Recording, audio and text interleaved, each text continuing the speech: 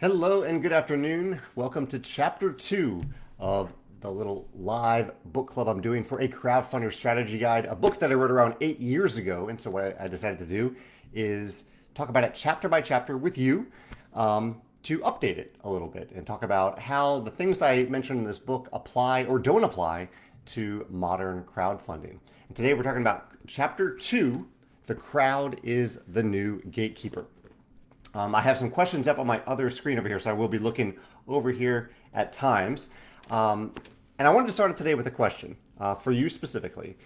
Let me know why you're here. Why are you here today? I see Chris is joining us here today. Chris can answer it live if you want. Whether or not you're live, I'd love to know in the comments why you are watching this. And I'm asking specifically both to know a little bit about your motivations, if you are thinking about crowdfunding a project, if you're just curious, if you have crowdfunding projects in the past and you're looking to do more in the future, if you've pursued more traditional publishing routes for whatever you have created in the past, or whatever reason, why are you here today? And that applies to a lot of what I'll discuss in today's chapter. And plus, I'm hoping with chapter 2 here to make it more of a discussion rather than just me talking. Although you'll be the one, I'll be the one that you're listening to. So yeah. Back when I wrote this book, I had crowdfunded a few projects, and I was looking to crowdfund some more projects. And eventually, I didn't know it at the time, but I was eventually going to move away from crowdfunding. And my motivation, my primary motivation when I began was that I wanted to take a hobby that I have of designing games, and I wanted to give it a try. I wanted to actually publish a game. I wanted to self-publish a game.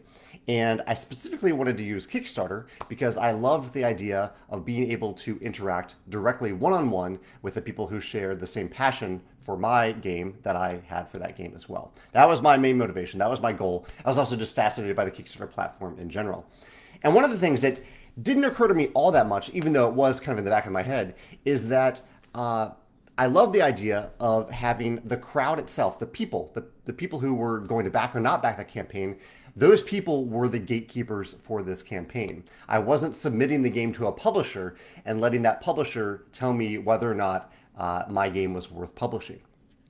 And so I think this is a big thing to keep in mind if you were thinking about crowdfunding, whether this was 8 years ago when I wrote the book or now. Are you motivated by that idea of running a campaign, of running a business, and removing the more traditional gatekeepers, but then being responsible for a lot of individual gatekeepers who are saying yes or no, we do or do not want to back your game?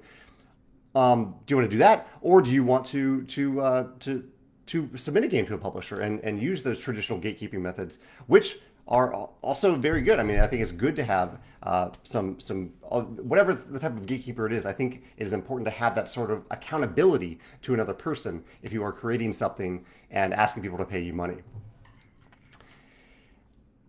Let's see here. George is joining us very late where he is, 11 o'clock at night where George is. Chad is here. And Sean says, I really want to crowdfund, but except for a limited number of publishers or games, I want to play before I buy. I really want to crowdfund, but except for a limited number of publishers' games, I want to play before I buy. Sean, I'm not quite understanding that comment, but feel free to rephrase it so I can better understand that, because I want to understand what you're saying there. So a few of the things that I talk about in this chapter are the idea of gatekeeping, which I just mentioned a little bit, and the top 10 reasons to crowdfund versus seeking a publisher. That's some things that I talk about in this chapter. Yeah, so let's go through those 10 things real quick and see if they still apply today. So the number one reason I said was to build community. And that I still think is a fantastic reason to use crowdfunding to launch your campaign. I think Kickstarter, GameFound, various platforms are very good at letting you directly engage with people who are interested in what you are trying to create. So building that community around the game or whatever the product is, I think is still a big part of crowdfunding. Number two, I say gauge demand. Gauge demand. Yeah, I think gauging demand is even more important today than it was back then. I think that's always been a huge part of crowdfunding. Being able to gauge how much of a product you should make in the first print run. Consider the alternative. Say you don't use crowdfunding, you don't use any method of forecasting or estimation, and you want to make something that you're passionate about, and you make 10,000 units of it, and then they don't sell. maybe they don't sell. You don't, because at that point you haven't gauged interest. You don't know if there are 10,000 people that actually want to buy your product. Or maybe you sell way more than that. That's a good problem to have. You can always make more of something, but say the demand was significantly higher than that 10,000. We've run into that at Stonemaier Games as we've tried to hone our forecasting methods post using crowdfunding, because it is guesswork, but we do now try to seek a lot of feedback from various parties about how many copies of a new game or a new expansion should we actually make. And we're constantly collecting more and more data to get that number more and more accurate. But it's always a risk, and we never really want to make too much. We want to make enough, just enough to have enough for that pre-order for our customers and our retailers and distributors, and then to last a few more months until we can have enough time to reprint the game. So it's a real guesswork there, and crowdfunding can really help out with that. Adrian is joining us here. Chris says, the exciting thing about crowdfunding is the opportunity to give people what excites them. I like that. Publishers don't always go for giving people what excites them, because publishers also have to focus on what will make plenty of money. The two aren't always the same thing. I like that a lot, Chris. Yeah. Chad says, how much more were you interested in building a business than making a board game?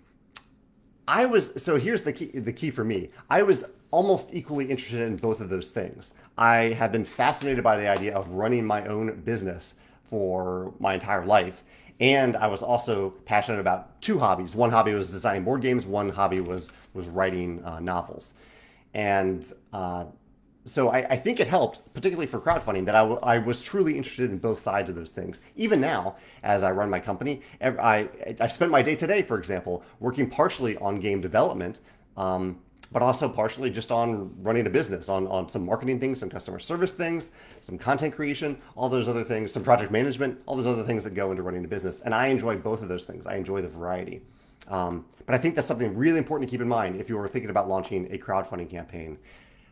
Are you interested in running a business? Because once you launch that campaign, once you even start to prepare for that campaign, you are running a business. It might just be a one product business, but it is a business. And your gatekeepers, per this chapter, your gatekeepers are all those backers who show up and decide, yes or no, we want to back your project. We want to help you bring this to life. Let's go through some of the other reasons, the 10 reasons to crowdfunding something instead of seeking a publisher. Low financial risk. This is, I don't know if I would have quite phrased it as a low financial risk if I rewrote this passage in the book, because crowdfunding is a way to mitigate financial risk, but there is still plenty of financial risk that goes into crowdfunding a campaign. Because you are then, once you crowdfund it, even though you've hopefully earned a lot of money, enough money to make the product or make a minimum order quantity of a product, you are then accountable to actually make it and ship it to your backers. And so there is actually financial risk that comes along with that. But this is kind of the funding part of crowdfunding. I wouldn't put it at the top of the list, but it is a big part of it, having that influx of money so that you can afford to make the thing that people want. To create something better. Yeah, so this ties a little bit to what Chris said a minute ago about making something that excites people, but also making it better. Because if you're crowdfunding something that doesn't yet exist, then you can use all that feedback from people who are talking about it, who are engaging with you, who are looking and closely examining every aspect of the product, and they can offer feedback to help make that product better. I think that's a great asset to crowdfunding. I list here business training wheels. I do think that crowdfunding is still, it's a way to have those business training wheels. You are running a business, but I think training wheels is a good analogy there. Direct access to customers. Yes, I would actually add to this a little bit here. I love the idea that you know the names and emails really of all customers who are supporting your product. That's a huge asset there. In addition to that, you know where those customers are located, which really helps when it comes to shipping the product. We'll get into fulfillment, I think, in a future chapter, but fulfilling a campaign is a big part of this process, and knowing exactly where all those customers are located can steer you pretty precisely to determine how many units of the product you need to send to each fulfillment center worldwide. Promotion, I talk about promotion and marketing. That's number 7. Totally still agree with that. Kickstarter and crowdfunding in general is a way to garner attention towards something. There's something more excitement about the initial act of creation than really even just the way that we make things now. I try to generate that excitement for announcing a new product, but having that moment of creation is really, really special. Urgency, yeah, the urgency of a campaign that goes into that promotion and that sense of we're building something right now and now is the time that we're doing it. Trust in the platform, yeah. So we'll talk about platforms in a second, whether or not you can trust certain crowdfunding platforms. But I'm sure that you subscribe or you are involved with some web stores, some e-commerce platforms where they have your information and all you can do is click a single button and say, I want to back this or I want to buy this. You are trusting that platform to hold your information. And I think Kickstarter has done a very good job of that. I think a lot of people trust Kickstarter to hold their information so that when you see a project that you want, you don't have to create an account for it. You just have to click, I want to back this. And within a few clicks, you have backed it. It's that easy. I think that's a big asset for crowdfunding. And also, I mentioned fun. I think crowdfunding is a lot of fun. I haven't returned to crowdfunding in a long, long time, but I do miss it for the fun of it, the thrill of it. The bullet point that I put here wasn't just about the 10 reasons to crowdfund, but also the reasons that you might seek a publisher instead. And to modernize that question a little bit, I didn't go into that too much in the book of why you might seek a publisher instead, but I hinted at it at the beginning of this video, and I think a big part of it is deciding whether or not you want to be in this case, for probably if you're watching this, you want to be a game designer and design games and focus on the design of the game itself and the playtesting, the prototyping, all that, or if you want to run a business. I think that is the differences between those two things, and the accountability and the responsibility that goes with those two things is the key decision point. You have to kind of figure out what you're excited about. Are you excited about just that design, or are you excited about all the other things, the project management, the financial risk, the marketing, the customer service, the fulfillment challenges, the logistic challenges, all those things that go into running a publishing company. If you aren't interested in those things, then I think it is a great option to consider submitting your game to a publisher instead, or submitting your book to a publisher instead of self-publishing. I think this goes across all forms of media, including making music, making movies, anything that you want to create. You're kind of picking your gatekeeper now. Do you want that gatekeeper to be the crowd, the people, on a crowdfunding campaign or a pre-order campaign of any sort, or do you want it to be a publisher, a traditional gatekeeper?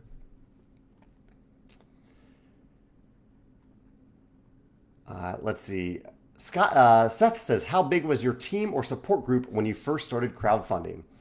I would say 98% of it was just me. So it was literally just me. I did have, when I just started out, I had 2 partners in the company. And one of them is still a partner, my co-founder, Alan. But Alan was very involved in the playtesting and kind of the development of my first game, Viticulture. He was not involved in the crowdfunding campaign. He wasn't really interested in doing that, as was the other partner at the time. They didn't know anything about crowdfunding. And so really, my team for running the crowdfunding campaign itself was just me. And now, 10 years later, even though we don't do crowdfunding, we do run pre-order campaigns. The team or support group, we have 3 full-time employees at Stonemaier Games now, and we all do different things when we do a pre-order campaign. I'm still very heavily involved, but we have a web developer, an independent contractor who helps prepare the web store side of things, and Joe helps out a ton with the customer service, which is a big part of what I used to do. Yeah.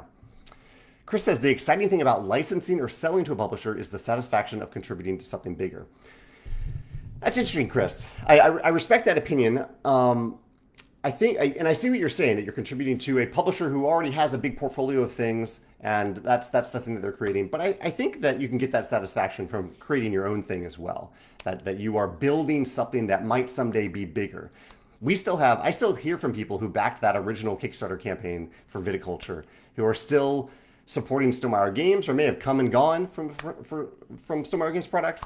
And that to me is remarkable, that people have been there for the entire journey. That's just so special. And one of the comparisons that I often use for that is, again, going back to the idea of knowing your customers on a name basis, on an email and a name basis almost, is that if you are selling something to a publisher, or if you're selling, most things that are sold in the world end up on the shelves of stores, whether they're online or in brick and mortar stores, and you have no idea who buys them. You don't know the people who buy them unless they choose to interact with you. But if you are using crowdfunding or if you use any sort of e-commerce platform, you can know everyone's name who supports your product. You can know every one of those names. You may not interact with all of them. Most of the customers probably don't want to get an email or a message from you, but I think that's pretty powerful to have that potential for a connection between you and customers. I think is a huge thing, and that to me is so much bigger, especially in terms of community, than what you can often get by having someone else publish your game or publish whatever you're trying to create. I also have on the bullet point list, I'm looking at the email that I sent about this video, creating versus pre-ordering. And yeah, I started talking about that a few minutes ago, about the idea of with a crowdfunding campaign, the whole spirit of a crowdfunding campaign is that you have not yet finished creating the thing that you're trying to create. The act of creation is still in progress. I'm an advocate for being pretty close to the end of that creation process. Like, say you're designing a game, we'll use games as an example. You've designed most of that game. You have a decent amount of art and graphic design for it. You are getting close to getting ready to send it to a printer to actually print that game. But I still like having some percentage, whether it's 5%, 10%, whatever that percentage is, as long as you're transparent about it, of having some element of it that you have not finished creating yet. And this whole idea, this is, I think, one of the most exciting things about crowdfunding, where you are actively creating something together with people. You have not actually made this thing yet, and you are ready now to start making it with the people who back your campaign. And the reason I think this is special and different, I think, than pre-ordering, because I think oftentimes nowadays many creators come to Kickstarter with a very polished looking product, and backers feel like they are just pre-ordering something that has already been made. But I think the truth is, for the vast majority of projects, the thing hasn't been made yet. They have not started producing yet, and there is still some level of flexibility to alter the project, to offer your feedback and improve it. And so I think that is the key differentiator between crowdfunding and pre-ordering. Crowdfunding is the act of creation. You are actively involved in creating something that does not yet exist, whereas pre-ordering is where you're ordering something that is completely finished. It's probably in some stage of manufacturing, or maybe they're about to start manufacturing it. For us, it means that we've already manufactured the product. And the act of creation itself is over at that point. You are not involved in the act of creation. I think both have pros and cons, but I think that is one of the really fun things about crowdfunding that I miss a little bit. I still get that for our projects because the act of creation happens behind the scenes with a lot of playtesters and our oversight team, proofreading team, copy editors, people like that. So the act of creation still happens. It's just not as public and visible as a crowdfunding campaign. Some various platforms to consider. Yeah, so this is a big thing to update from the book. So here are the ones that I listed from the book. And you won't even recognize some of these, because some of these I don't even know if they exist today. Kickstarter, we recognize that one. We get that one. Indiegogo. I haven't looked at Indiegogo in years. I hope they're doing okay, but I think it's so far off my radar that I'm guessing they have taken a very different route, at least with board games. I'm curious to see what types of projects are thriving on Indiegogo, if any. But it's a very off my radar. GoFundMe.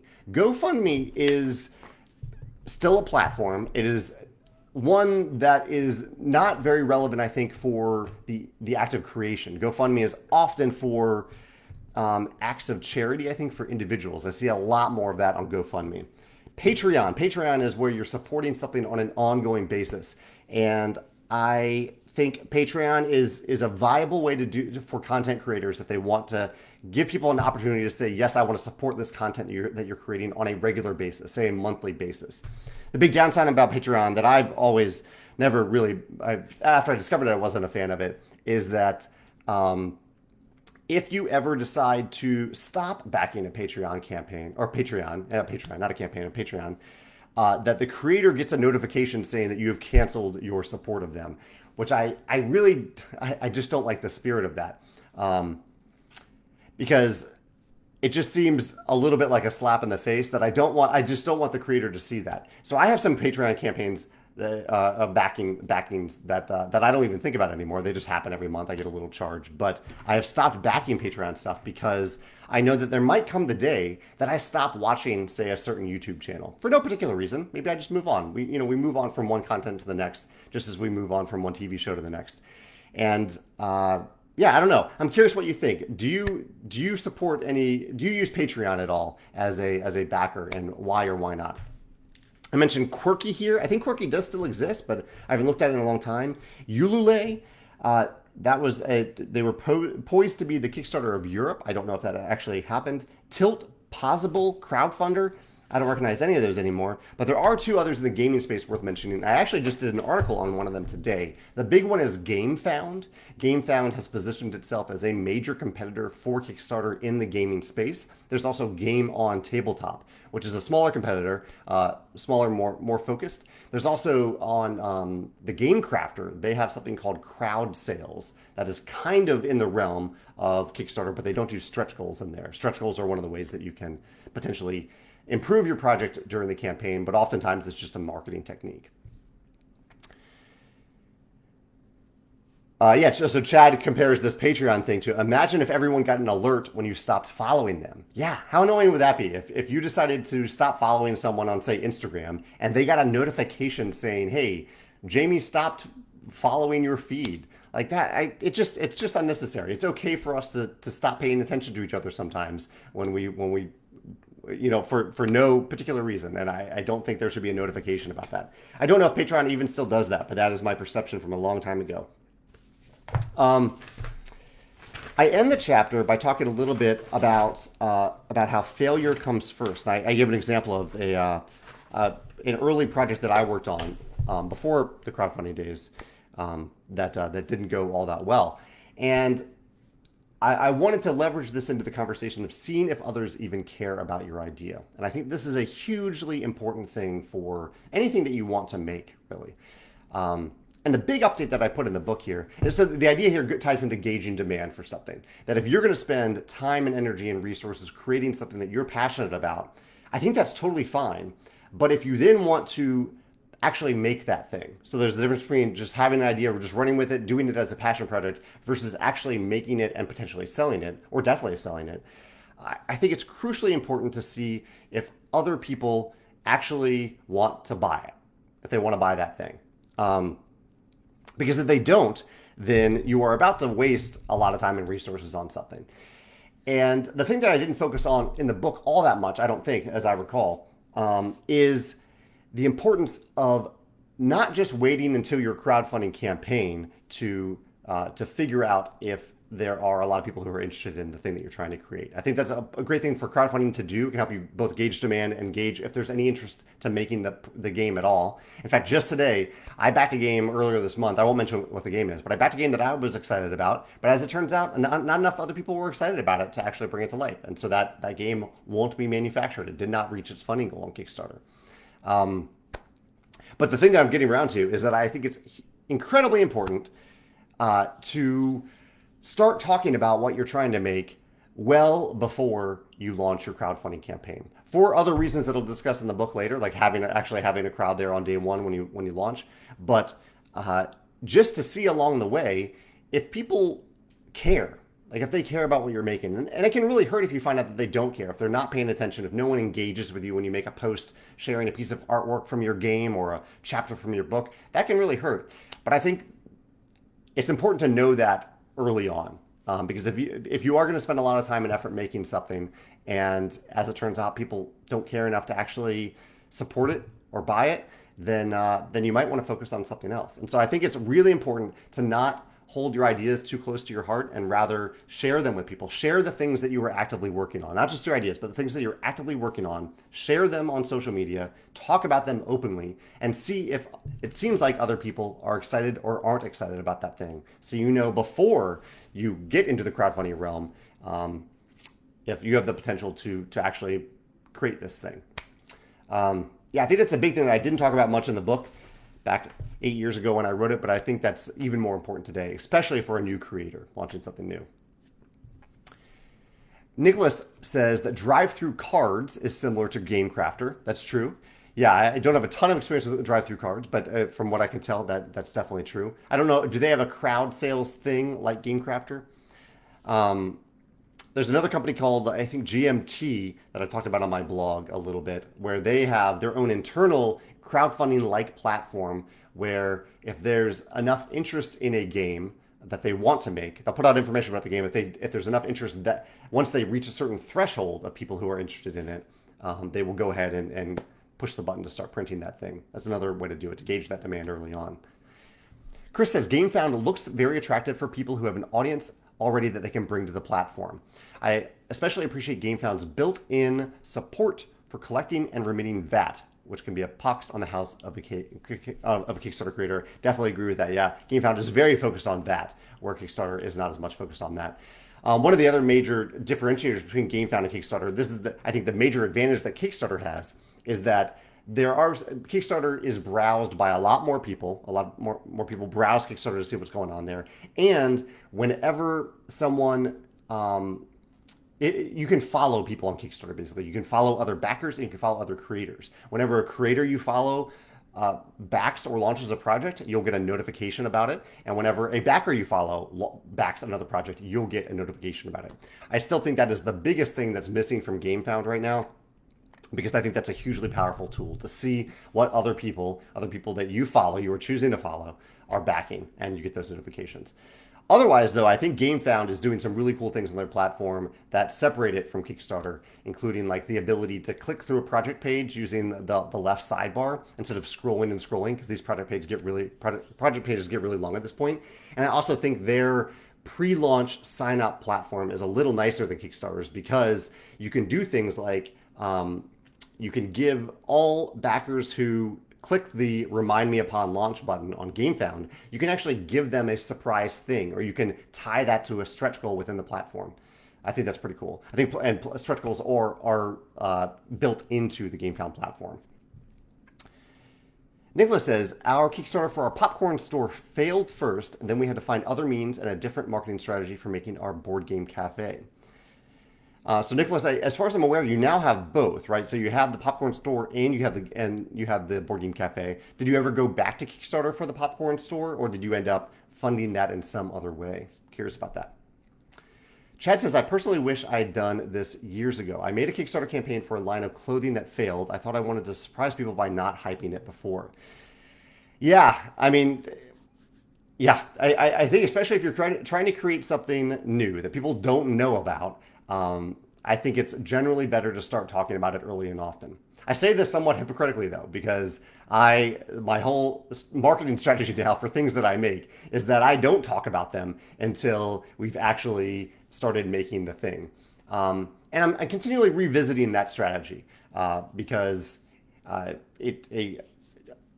I think anticipation is just a tricky thing. When you get people excited about something, but you aren't able to give it to them right away, I think it can manifest in some interesting ways, some negative, some positive. And also, I think if you start to build that anticipation too early and you don't actively follow up on it, if you don't actively have updates to tell people more stuff about it, they will disengage then. They'll move away from it. So I think if you do start talking about whatever you're trying to create, I think it's good to have a plan moving forward to continually do that. Don't just drop some information about it and then be silent for months on end and then launch a Kickstarter campaign.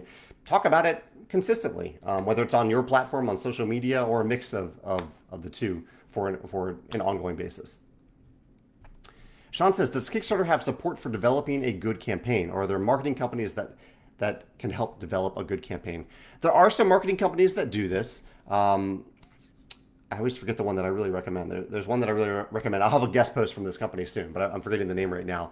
Kickstarter does not. I mean, Kickstarter has a lot of hints and tips, but they're pretty rudimentary. I think this is one place where I recommend my book and my blog. I mean, they're built around building a good project, a good campaign page. I even have a primer on called The Anatomy of a Great Project page for Kickstarter, so you can use that. So yeah, I think there are resources out there, but I don't think there's some great resources internally with Kickstarter. I think GameFound might do a little better at that. They might give you, I think you have an individual who is there to offer you feedback and talk to you about it. And there are some companies, but I think in general, I think the best campaigns come when you take personal responsibility for your project page and for your campaign, and you do the research, you do the work, you do the planning, and you do the execution. Yeah. Chris says, hype isn't just hype when it's concept testing. Yeah, this is one of the tricky things about talking about something too early. I was talking about anticipation, where people, if you share some information, but you then ask people to wait a long time before they can actually buy it or back it or actually get it, then sometimes that anticipation can turn into hype, and that something is just, just looks good on the surface, but there isn't anything underneath. But what Chris is saying is hype isn't just hype when it's concept testing. And so, yeah, if you turn that anticipation or that anticipation plan, that marketing plan, into an active getting feedback on an ongoing basis and actually engage people in that development process, even just a little bit, sharing some art and saying, hey, in fact, I see this all the time where people post maybe a game box and they say, hey, which font do you like for the title of the game? I think that's a great thing to do, because then you're sharing art, you're engaging people, and you're getting feedback. You're actually making something better, hopefully, based on the feedback. And I rarely see those types of things being accused of just being hype. Rather, it's concept testing, like Chris says here. So yeah, the point of this chapter is that the crowd is the new gatekeeper, right? You have the choice now to not go to a publisher if you don't want to. I run a publishing company where we publish games from other designers, where we actively accept submissions from other designers, and we review those submissions and we consider publishing them. Not many of them, but some of them. And so I'm not against the publishing model. I think I am in support of gatekeeping in general, because I think that gives us accountability, gives us responsibility. Even now, as a publisher who publishes some of my own stuff and some stuff from other designers, I still consider you the gatekeeper. You are the one deciding whether or not you want the thing that I'm trying to make. I am accountable to you, and I never want to take that for granted. I think that's really, really important to keep in mind. I always try to keep that in mind, and I think that's important for any crowdfunder to keep in mind, that anyone, your friends, your family, strangers who might be interested in your thing, they don't owe you anything. You are accountable to them to make something awesome for them. Whether that's the crowd, whether that's people who might back your project, or whether that's a publisher. You are selling something to them. You are saying, this is a thing that I think is so awesome that I think it will benefit you as a publisher. That's the whole point of gatekeeping, whether it's the crowd or a publisher.